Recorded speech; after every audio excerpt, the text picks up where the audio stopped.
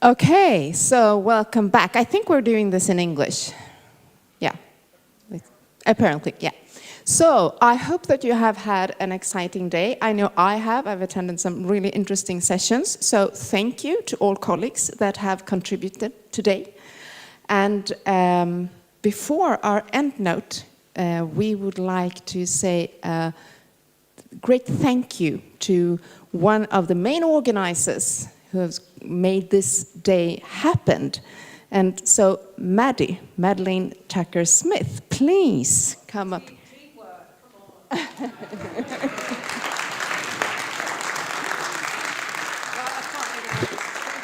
So from Framtidens utbildning and from Lärandestem. So thank you very much. Thank you so much. Thank you. To hear from our endnote and Professor Arnold Pearce to learn more about the future of engineering education. Please. Thank you, Linda. Good afternoon, ladies and gentlemen. For those of you who are still awake, I'll try and keep this short and concise and sufficiently provocative that you will leave this hall today hopefully saying, my God, the man is completely wrong, and if I find him in the street, I'm going to beat him up because his ideas are so antithetical to my own. So I'm going to start off by actually being slightly less controversial and laying some background. So I thought we could begin this talk by saying that higher education development and the future of engineering education is not a new thing. We've been working on the development of university education since the early 1980s. And what I've done in this slide is put up a few of my personal favourites. I think some of these works have had a profound influence on both how we teach our higher education pedagogy courses and on how we view student learning. Some of these publications have also helped us to make the intellectual shift from teacher-centric, transmission-based education to a more student-centric, inclusive and participatory, co-designed education. We heard about, Anders Rosén was talking about that after lunch. We heard the word student-centric from the rector of Stockholms Universitet this morning.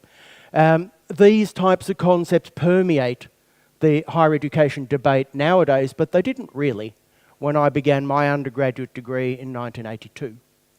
So I think these types of debates, the types of conferences that we have here, where we gather ourselves, we start to think about why are we here, what is our job, as Boyer did in his book, The Priorities of the Professoriate.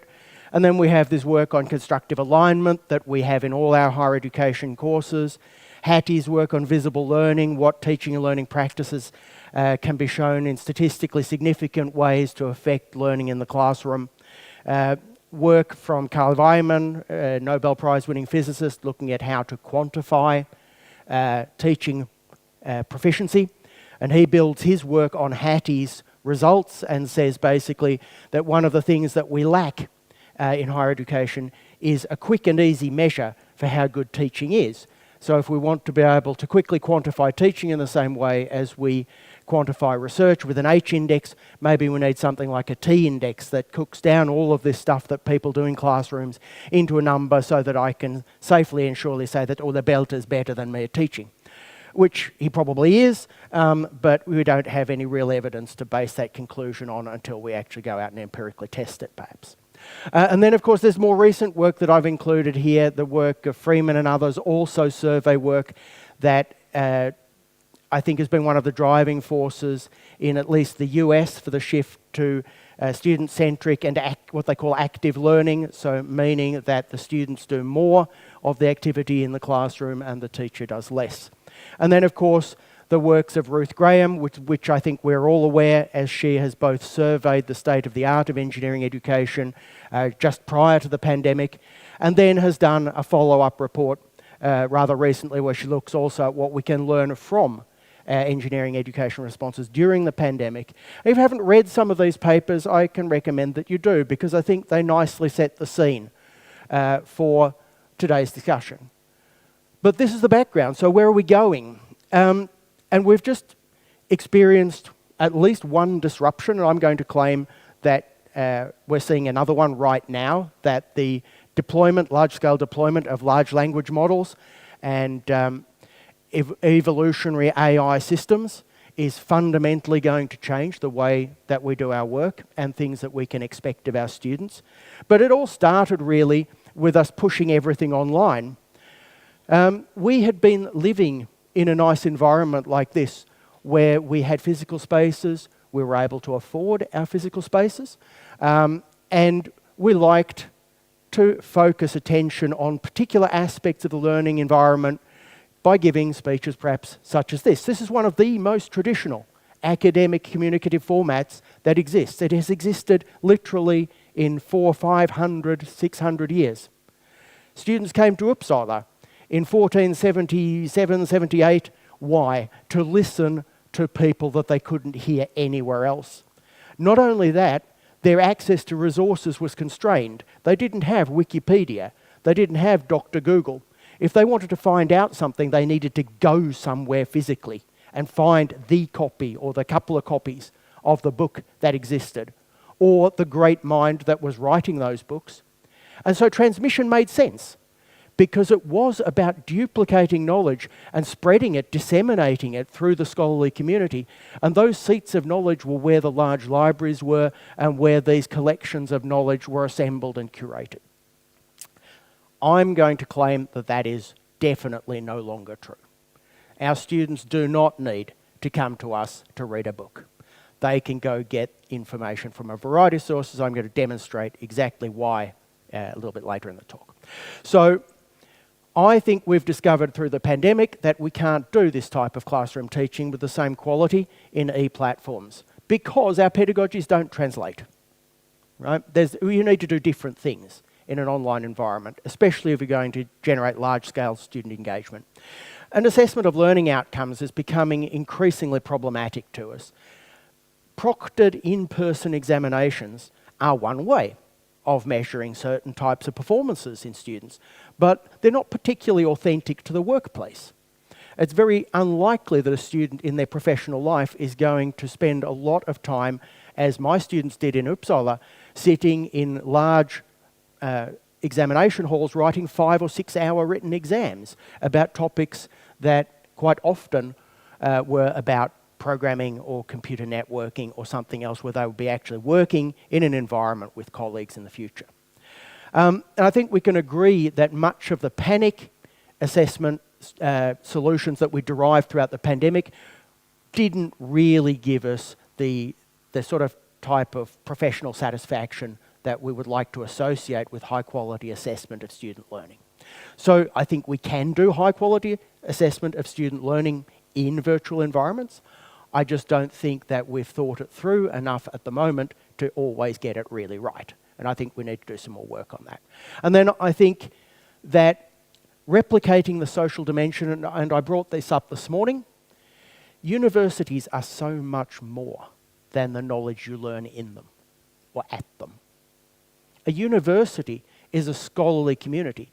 A university is a place of practice, a community that builds a certain way of thinking and valuing the world. And the intellectual conversation that you will have with a person with a higher education is different in nature and character to that of the average man on the Clapham omnibus. So when we educate people, we open their minds. We teach them to think. We don't just pour knowledge in there, but we're preparing them to take an active role in their own learning in the rest of their lives. And a lot of that is difficult to achieve. We've gone from things like this, where we were able to interact with people and demonstrate, to things like this, which we're not even quite, or at least, okay, maybe all understands this, but I don't, right? I don't think I understand how these electronic environments really work.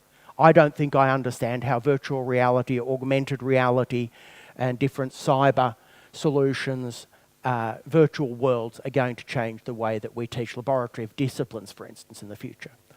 I think we need to do a lot more research. And that's why our department exists, to do that research and to help to, partially at least, inform the world and inform KTH how we should move forward. Our educational system is under stress at the moment and was under stress during the pandemic. We implemented online courses very rapidly. Our new course designs and assessment designs have not been fully evaluated for quality, and we're working on that as we speak. I think every grundutbildningsansvarig, every dean of education in every school at KTH is thinking very deeply about these questions, as is the Future Education Project at KTH. How are we going to engage with these types of challenges in the future? How can we do it better? Our examination and grading practices have been, I would claim, constrained by rather naive and inadequate, both prior and now technical solutions. ChatGPT I will come back to in a little bit, but it's a classic example of how a disruptive technology removes a link that we have always relied on, the link between learning process and resulting artifact. When you can produce the artifact without the process, why are we asking people to produce artifacts anymore?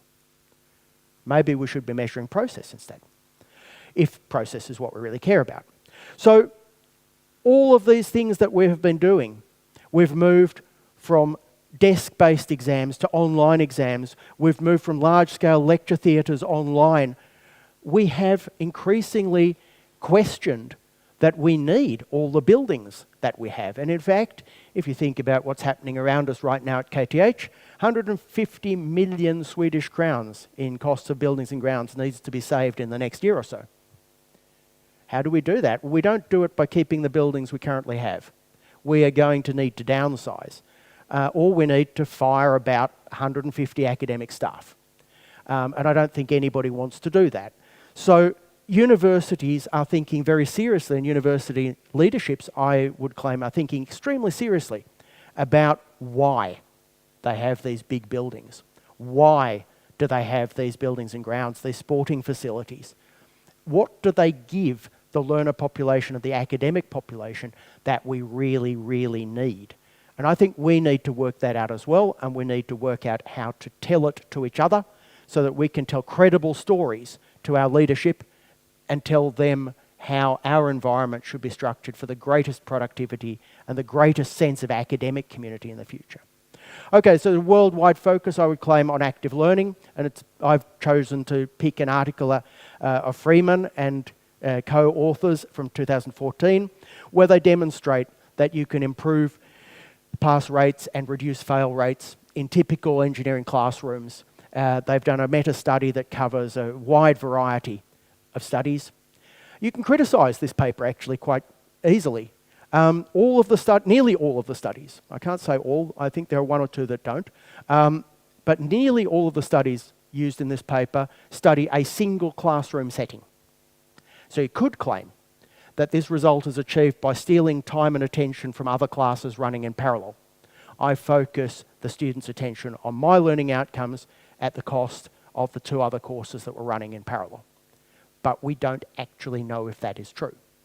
But we do know that we've had a rhetoric about an overstuffed engineering curriculum for the last 20 years, that we have too much stuff in our courses, and if we really tried to assess all of it, our students would probably die of overwork.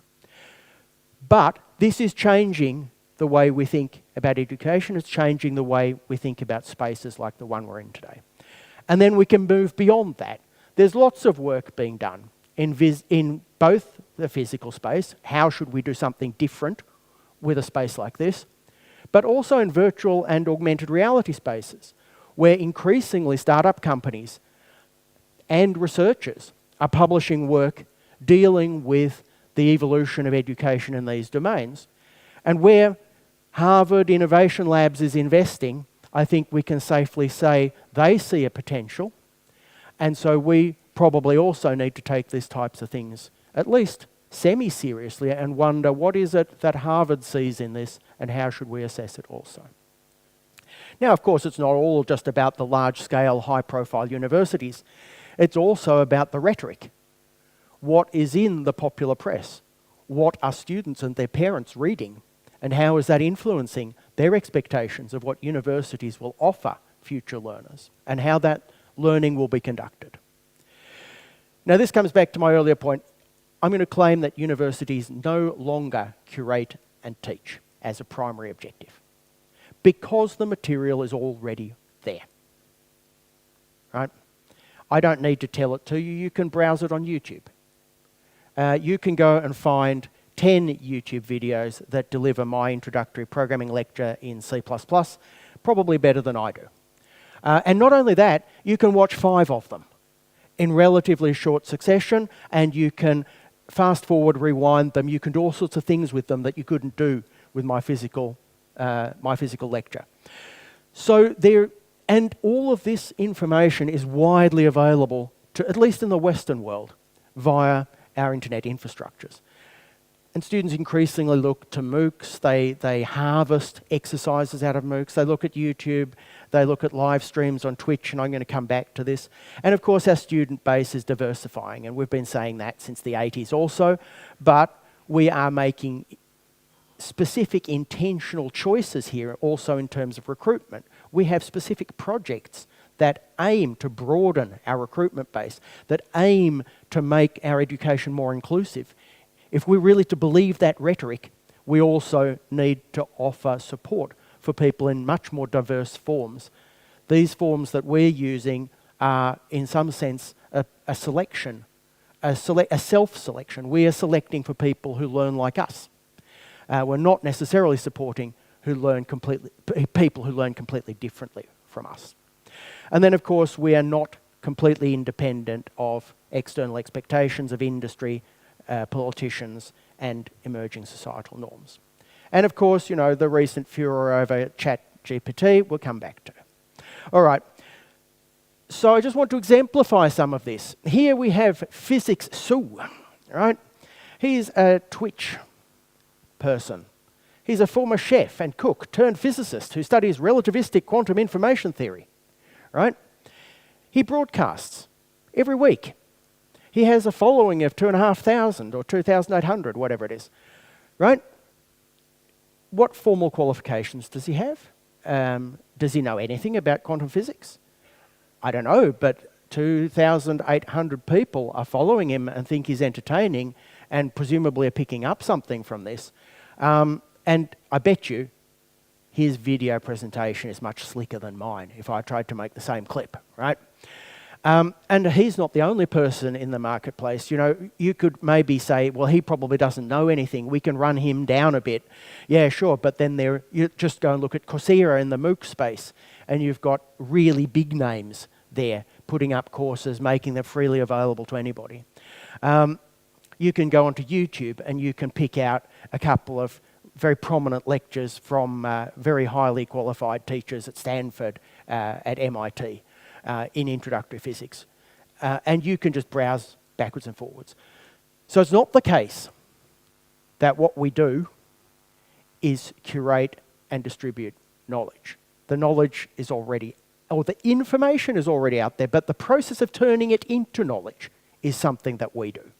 So helping people to contextualize what they have experienced in these environments, helping them to make sense of these resources, in a sense it's no different to the textbook that we used to prescribe for our course and expect the students to read, which they never did. They just took the notes and went to the exam. But these resources are much more highly engaging and more people are engaging with them. And so I think we need to take them seriously. So we are not at the forefront of this. And any time something new emerges, there's already half a dozen YouTube clips on it telling you how to react to it and how to use it. Now, they may be of very varying quality, but these people have enormous bandwidth, right? The population of the Earth has much more bandwidth than you and me. So none of us is ever going to compete with this. So we need to learn how to use it. So in all of this in the last couple of weeks, you know, the whole higher education and school space is turned upside down. We now have a product that can write your essay for you, do your literature survey for you, write computer code better than the average first-year student, do all sorts of apparently miraculous things. Well, of course, it's not miraculous. Most of us probably sitting in this room have a pretty good idea how these systems work. And we also know that they are essentially just text prediction on your phone on steroids.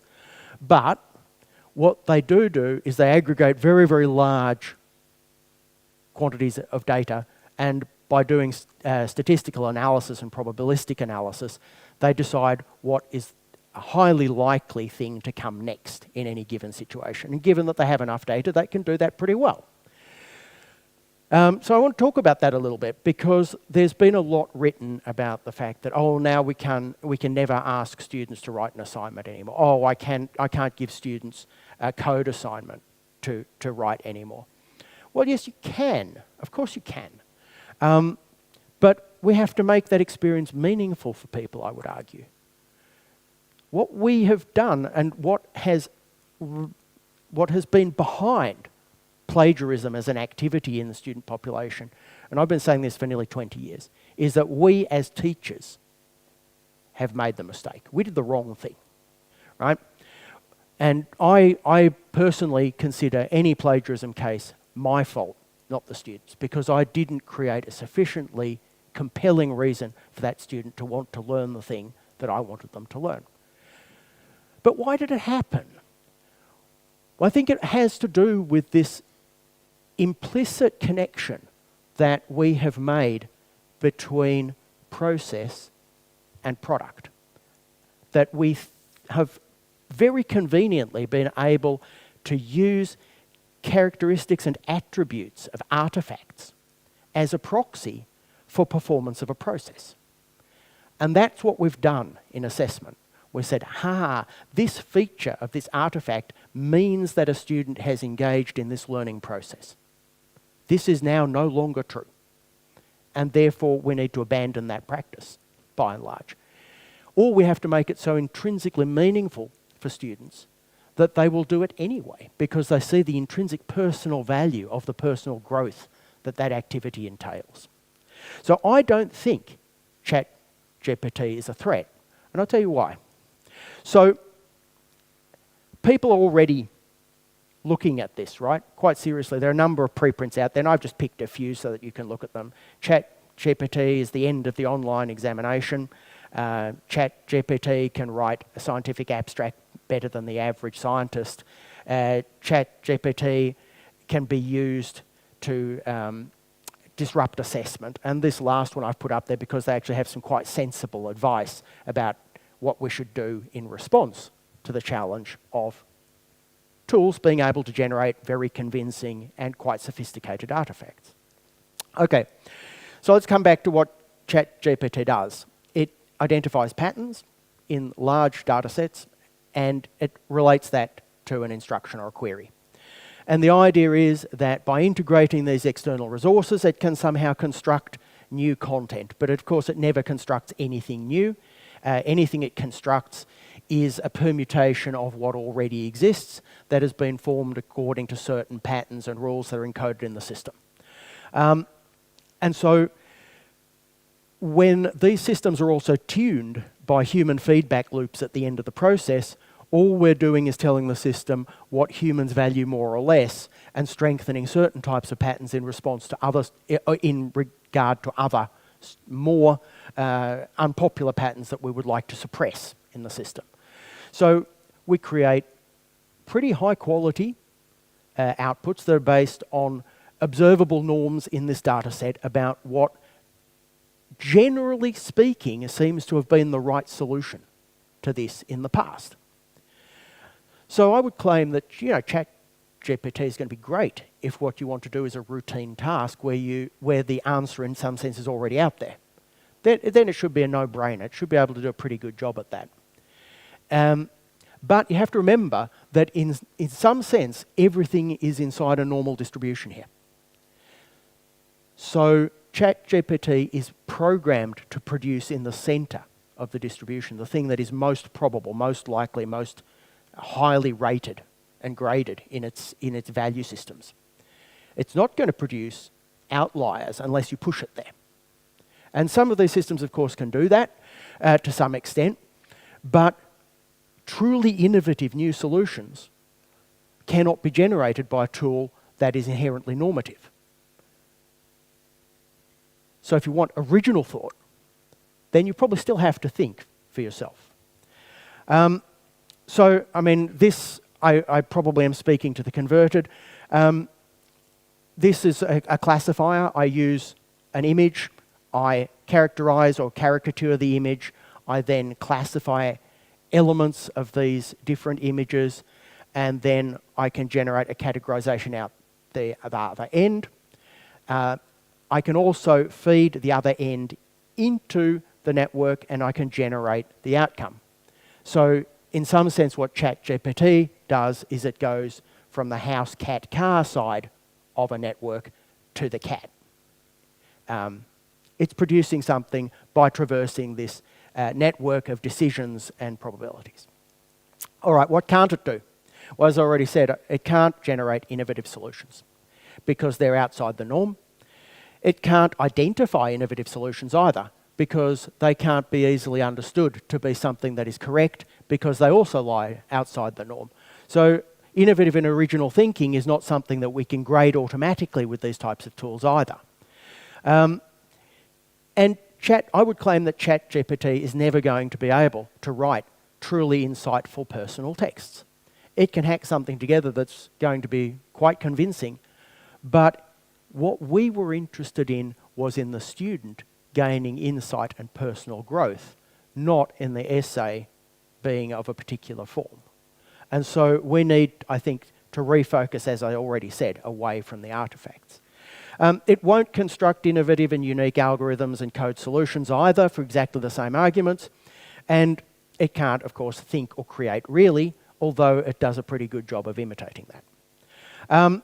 And so I think it's quite interesting to reflect at least on the current state of development.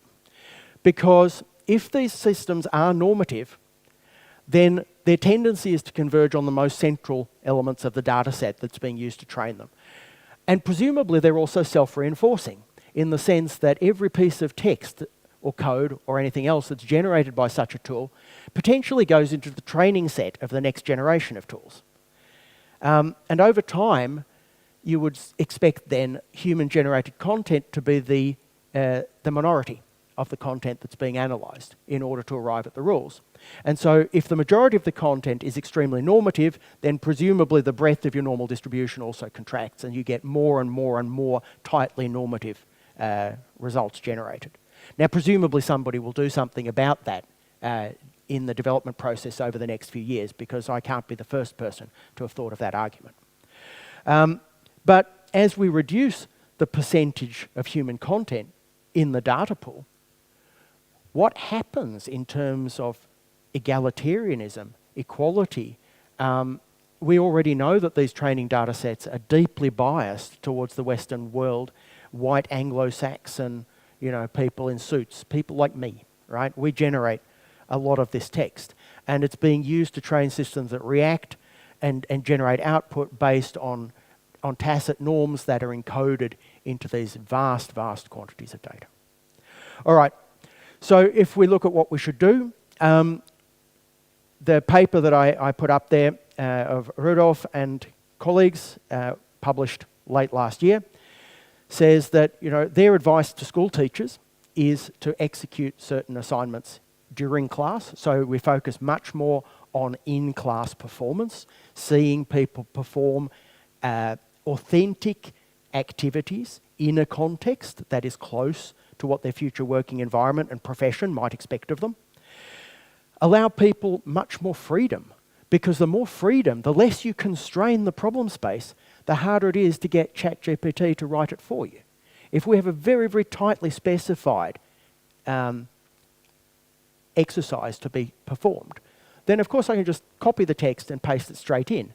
But if I say, think of a topic that interests you, and then collect some information, well then ChatGPT maybe can collect the information once I've decided what the query is, but I still need to be able to reason about it, and I would argue that we're going to do much more of that in live seminars and observe people's ability to reason. In workplaces, people make judgments of people's performance based on how they observe them in the workplace. Managers are seeing people's behaviours, they're seeing whether people are in the office, they're seeing all sorts of things. And of course, part of the dilemma here is that those grading systems that exist outside the university are nowhere near as well regulated as ours are. So there are difficulties there. So authentic assessment, I already talked about. So I wanted to finish off by saying, where might all of this go? What might happen to us? So I'd like to focus on a few things. I think we need to really seriously think about our resourcing, both financial and technological. Universities' funding models are being based on throughput at the moment. Students enrolled, students that pass through a course, students go out the other end. And actually, it occurs to me that this is a transmission model of education built into the funding system. We're expected to give people something in every course that they leave with that they didn't have before they went in, and we are supposed to measure that they got it. And for every unit that we do that for, we get some money. But when half of the content no longer is in our control, maybe more of our role shifts towards validation and creating interesting environments for people to exercise things that they've already experienced in some limited sense, and helping to deepen that knowledge and the insight that they have. Then we need to think about our infrastructures, the buildings, the grounds, e-learning infrastructures, technologies. How are we going to deal with e-assessment? What things do we need to do in our electronic environments to support pure question-based learning or some other type of new innovative pedagogy that we might want to experiment with? I think, and of course this is me driving my own agenda, I think we need more work on academic development. I think we need to focus on ourselves as a professional body and think about our own education and future development. What do we need? How do we need to grow also as professionals to meet these new challenges? And institutions have to understand how they want to position themselves in terms of this. And I don't think digitisation is the complete answer. I think digitisation is part of the answer. But if we give up our campuses, we become potentially much worse quality imitations of existing online solutions, and we doom ourselves potentially to extinction. I think we need to be very, very careful not to abandon campus, not to abandon the interpersonal. So I think we should integrate, not reject, but I think we need to be very smart about it. So I painted up a future scenario. In 2050, there will be new approaches to learner development and a seamless connection with all sectors of society from universities, which will facilitate the integration of research and lifelong learning. And we will use virtual and augmented reality spaces for online interaction and mentorship in collaboration with industry partners and other sectors. We will use collaborative learning, multi-institutional engagements and arrangements. We will be building on initiatives like the Unite initiative that KTH is already involved in to build a European university concept. We will be using the physical and the augmented in order to facilitate much higher quality group work in authentic settings where people can really work with the type of technologies that are already deployed in industry which we can no longer afford. And we will be integrating our research and learning to create powerful new learning communities that will survive much beyond the period when you graduate from a university. In fact, we could go back to the old scenario of Gunnar Carlson and his vision document of 2027, that you maybe never leave the university. You're always a part of our growing community, coming back and refreshing yourself and being a part of how we transform the future. I think we also need to ask ourselves, we are an industry in some sense like any other. We talk about Industry 4.0, 5.0. We don't talk so much about higher education, 2.0, 3.0, 4.0, 5.0. What are those? What do they look like? So I think we need to ask ourselves hard questions like, can these inferential systems help us to manage the accumulation and tailoring of educational components and experiences so that we can put them in the hands of students in flexible ways? Can AI systems allow us to collect and analyse large-scale learning analytics and other types of learner experiences and performances in authentic settings, providing support and automation for very high-quality grading processes that can really look at process? Will we, as an academic community, finally achieve the freedom and the leisure to spend our time tailoring learning experiences which maximise the individual learning outcome for every student we encounter. That would be my personal vision, and of course, I know it's not very likely, but I still would like to think of it as being a vision that I work towards. So, summing up, university is no longer isolated and the availability of resources is increasing more than exponentially probably. We cannot control this environment anymore and we cannot focus on transmission. The response, in my opinion, of campus universities should be to focus on a personalised and rich learning experience in a social environment that promotes the nature of academic scholarship and the values of the academy. I think we need to totally abandon using the characteristics of artefacts as a proxy for judging the quality of learning processes. I think we can do it in better ways, and we can serve our students better, and we deserve better ourselves than to spend many, many dark nights looking at exam scripts and wondering what the hell the student wrote. I'm sure we've all had that experience. New pedagogies and technologies are going to need to be deployed in this environment. I don't think we can continue in the same models and modes as we have for the last 200 years. Thank you very much.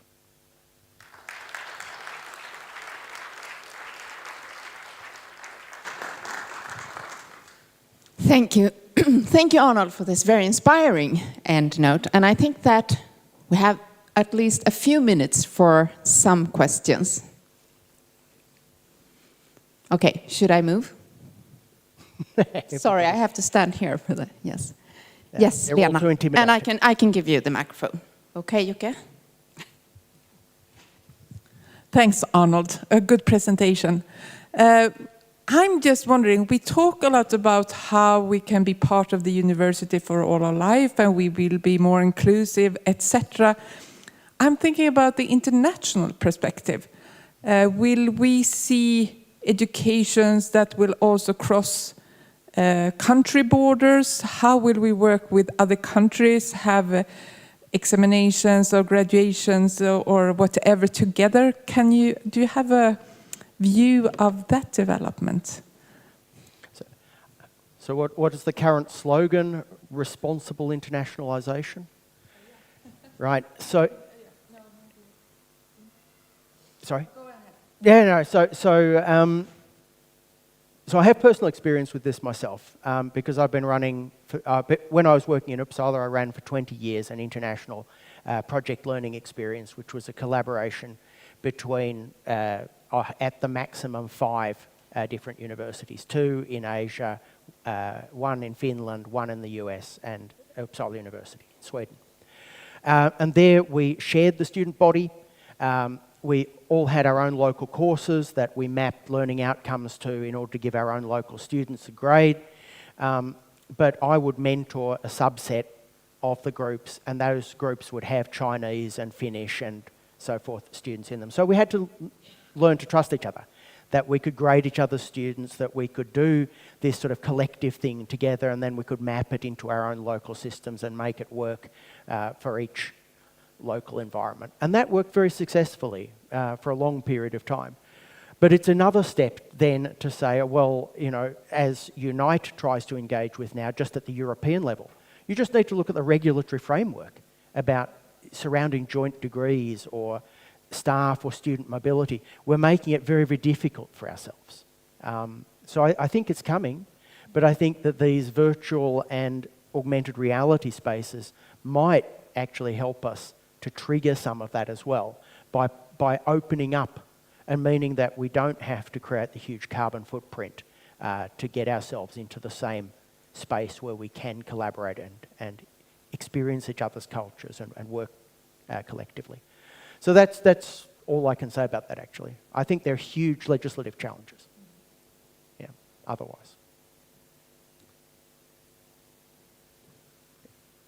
Thank you. So I'm looking across the room to see if there is a hand there. Now everybody wants to catch so, their train home, I think. Yeah. Did you want... Okay, I'm standing here now. Is that okay? Oh, you've got one there. Linda. Sorry. Yeah. Oh, yeah, sure. Please go ahead. You were talking about evaluating process over artifact. Do you have a good example of doing that? I think there are a large number of good examples. Some of them derive directly from shifting the responsibility for doing the grading, in some sense, from the teacher to the student. If you say that the responsibility of the student is to prepare a convincing portfolio which convinces the teacher that all of the learning outcomes of the course have been met, then you also have a tendency to focus the learner's attention on those outcomes and what we think is important. And also help them to reflect on, how would I know if I had achieved these types of outcomes? And how would I argue that I had achieved them to somebody else? Now, of course, that can be seen to be persecuting the student and abdicating our responsibility, but we would still be making the judgments. We would just be asking somebody else to put the effort into compiling the evidence, rather than what I perceive in many cases to be the case at the moment, that in some sense it's our responsibility to detect the student who has tried to deceive or somehow manipulate the assessment process.